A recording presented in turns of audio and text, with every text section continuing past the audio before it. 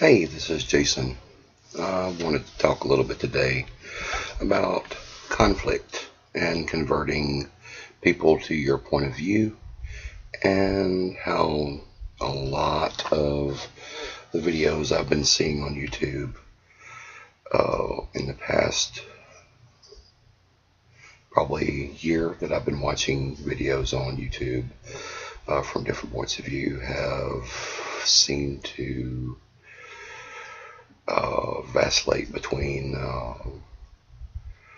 making good points and missing the point entirely, um, sometimes within the same channel. I'll also touch on, we'll just call them TPD channels, bullying tactics, abusing the YouTube privacy guideline policies and flagging policies. We won't mention them by name. They tend to react badly when you mention their name or anything such. So we'll just go from there. I apologize for not making a video in the last few months. I won't go into why. Personal issues, whatnot. I do thank those who have watched my videos. Any comments would be appreciated. Any feedback is welcome. I don't block any commenters. I will respond if I feel it's appropriate.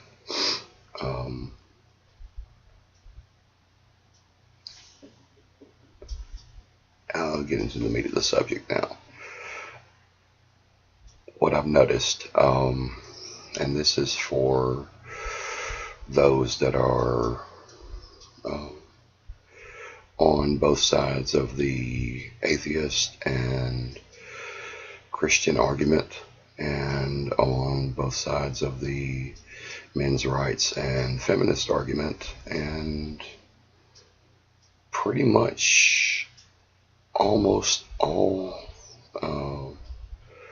causes that are fighting back and forth on both sides.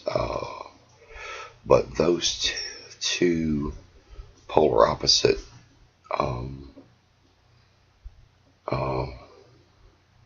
sets of causes seem to be the most vocal and vitriolic as far as their backlash against each other. Now, there are good representatives of both sets of groups. I have watched several good representatives of both sets of groups. There are some extremely bad arguers for all four sets of beliefs.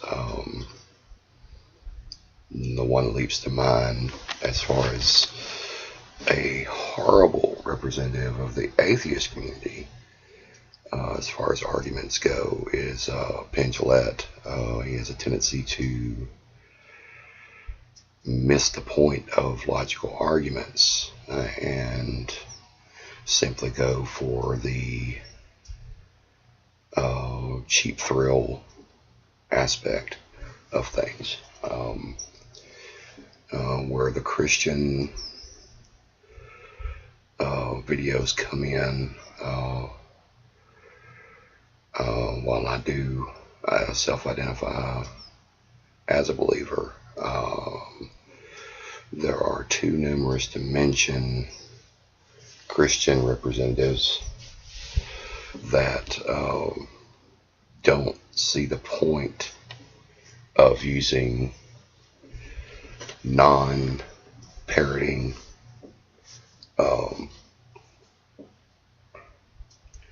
arguments. They tend to not argue from a point of belief or faith, they tend to parrot back what their Sunday school teacher or preacher has said to them, and simply use those arguments instead of studying and using their own arguments. And then there are these self-professed theologians, those who took a course or two in college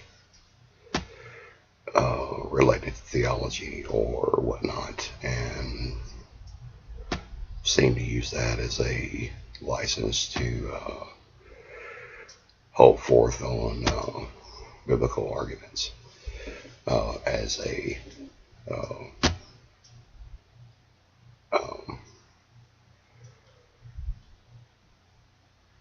authoritative measure, as if a college degree is anything more than a piece of paper. If you didn't back it up with further study after you graduated college in the subject that you're arguing about, or if you didn't back it up beforehand with study, then a semester or two of study under a professor is really not going to qualify you to make faith-based arguments. Same way with atheism, making a argument against something without a foundation to back up your arguments against that thing really doesn't qualify you to make those arguments. I've found the most effective atheists that argue against Christianity are those that were brought up in the church and have some kind of understanding of what they're talking about when they're arguing against the subject they're talking about, and did pay attention when they were in church and Sunday school, instead of just reacting to being talked down to by the preacher and teachers and fellow church members. Touching on feminism and MRA and the men's rights movement and men's rights activists, I won't profess to know anything about feminism other than what I've seen on YouTube and read in magazines, books, and whatnot. Cannot know more than that because I am not female. I have made a video about male feminists before, and my opinion of male feminists is well known in that video. What I will say about that here is my opinion is not changed. Being a male feminist, in my opinion, is self-defeating for the simple fact that as a man, you cannot know truly deep down why women are feminists, because they have a feeling inside them that drives them towards feminism that you cannot know. Just like men that are fighting for men's rights have feelings and disappointments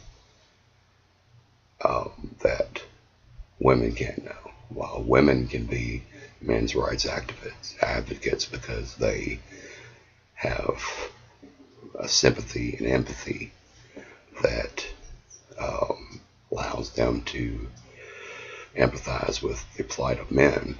A lot of men really can't know what women are feeling when they feel the need to be feminists. But enough about that. But where I'm getting at on the conflict and confusion that feminists and men's rights activists get into is the fact that they're arguing about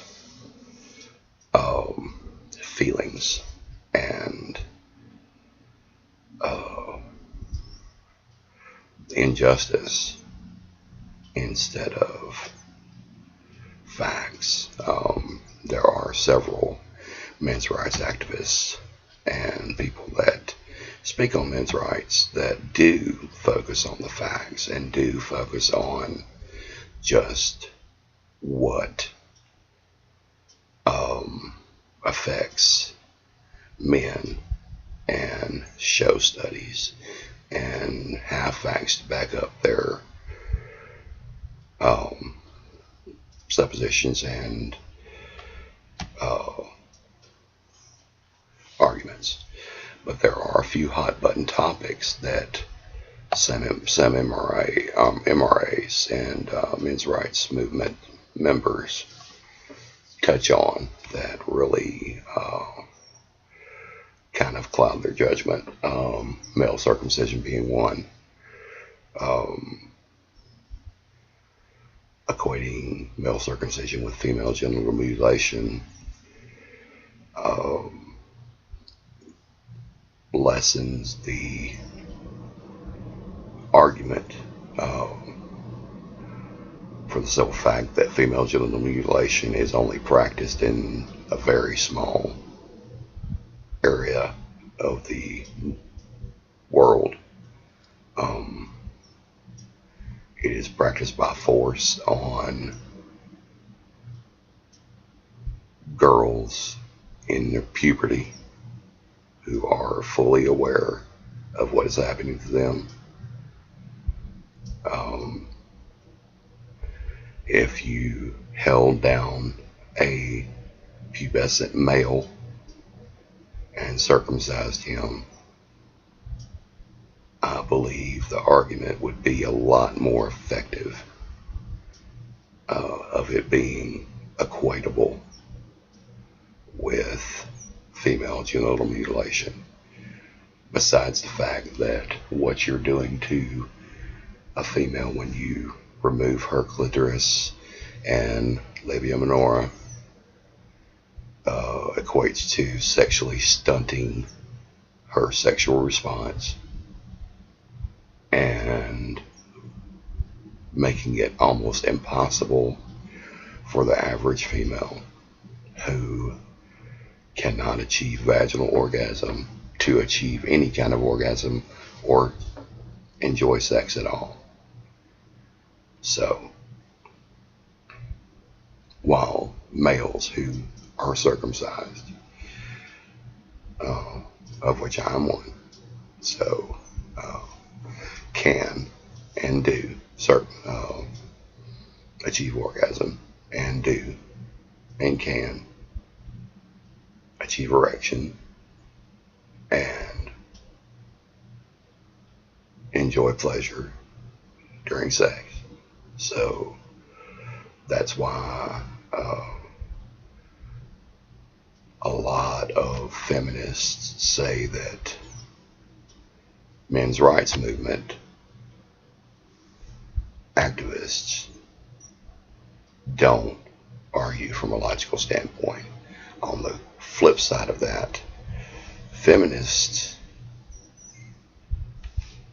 often argue from a non-logical standpoint when they bring up hot button topics that are based on studies that were not conducted in a scientific or even professional manner.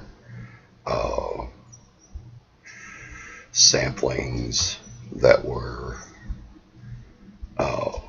not random, not even across the board. They were purely voluntary. They weren't random samplings. They were voluntary samplings.